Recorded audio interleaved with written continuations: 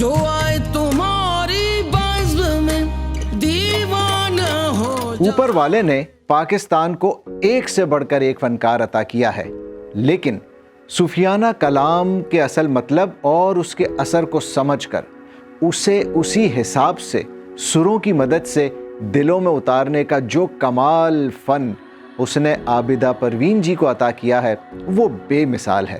لیکن عابدہ پروین صاحبہ بنی کیسے کوئین آف صوفی میوزک؟ آج یہی بات کریں گے۔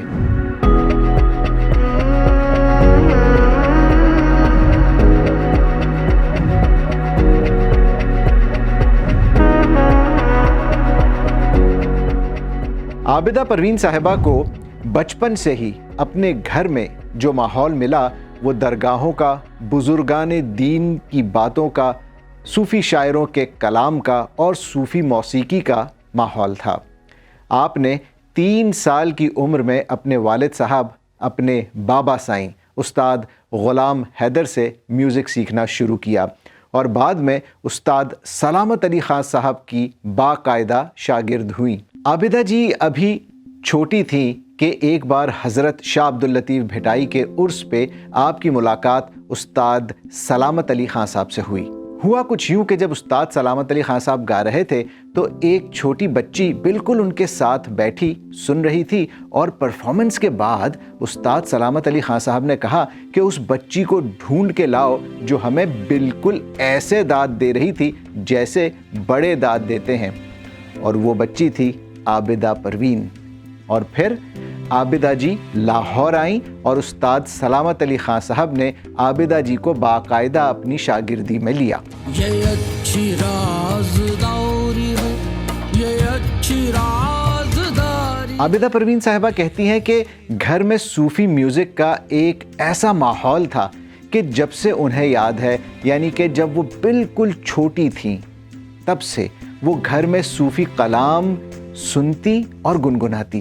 آپ کہتی ہیں کہ روحانیت انسان کو ایک آزادی دیتی ہے، انسان کو اوپر والے کے قریب کرتی ہے، اور صوفی شاعری اور میوزک لوگوں کو انسانیت، محبت، امن، دوستی، عاجزی اور انکساری سکھاتی ہے۔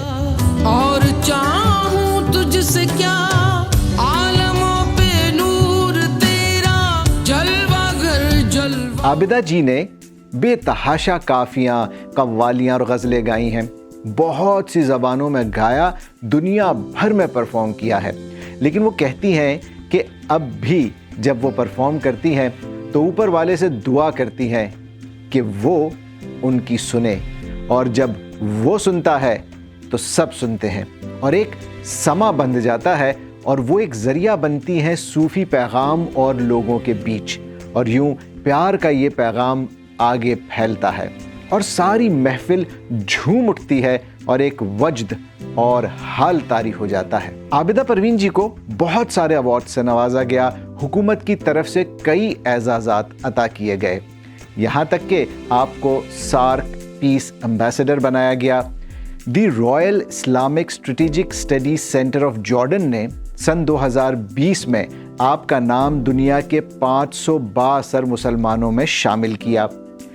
دی گارڈین لکھتا ہے کہ Abida ji the greatest female Sufi singer in history ہیں، تو BBC لکھتا ہے کہ آپ کی آواز دنیا کی بہترین اور قابل ذکر آوازوں میں سے ایک ہے۔ لیکن عابدہ جی کی عاجزی اور انکساری کا یہ عالم ہے کہ وہ کہتی ہیں کہ میرا مجھ میں کچھ نہیں، جو کچھ ہے سو تیرا۔ عابدہ پروین جی نے صوفی موسیقی کا جو سفر اپنے گھر سے شروع کیا، درگاہوں پر گاتی، جب عرس ہوتے تو وہاں گاتی، ریڈیو پاکستان نے ان کے سفر کو ایک نیا موڑ دیا۔ پھر پاکستان ٹیلی ویژن کارپوریشن PTV نے اس سفر کو ایک نئی بلندی دی، اور پھر ڈراموں، فلموں اور دنیا بھر کے لائیو پروگرامز میں پرفارم کر کے آپ نے صوفی میوزک کو دنیا بھر میں پھیلایا، اور اب اس نئے دور میں عابدہ پروین پروڈکشنز کے تحت آپ نے اپنے اس پیغام کو YouTube پہ بزم رنگ کے نام سے دنیا بھر میں اور زیادہ پھیلایا۔